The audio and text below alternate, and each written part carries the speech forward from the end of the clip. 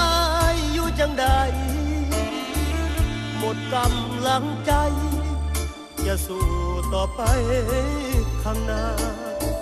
มีเธออยู่ด้วยยังได้ช่วยแก้ปัญหาเป็นที่ปรึกษายามตกทุกข์ได้ยากคนอยู่ด้วยกันตื่นเช้าขึ้นมาเห็นหน้าสิมาห่างลา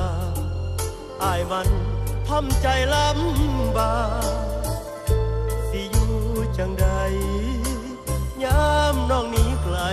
จากเว้ามาคิดมาก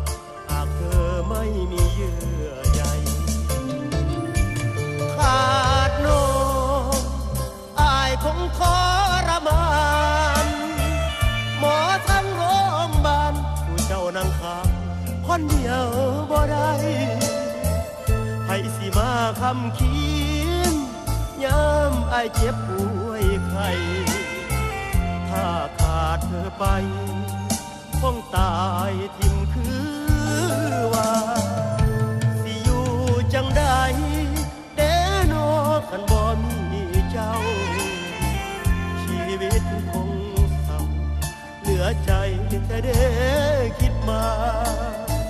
อยู่ซุมื้อนี้ซ้ำเจ้านั่นเป็นหมอยาถ้าน้องมาทิ่มมาปาคิดเบิ่งโลดว่าอายสิอยู่จังใด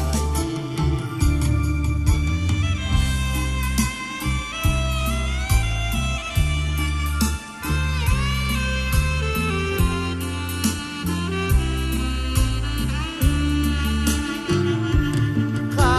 ดน้องอายคงทรมานหมอทั้งโร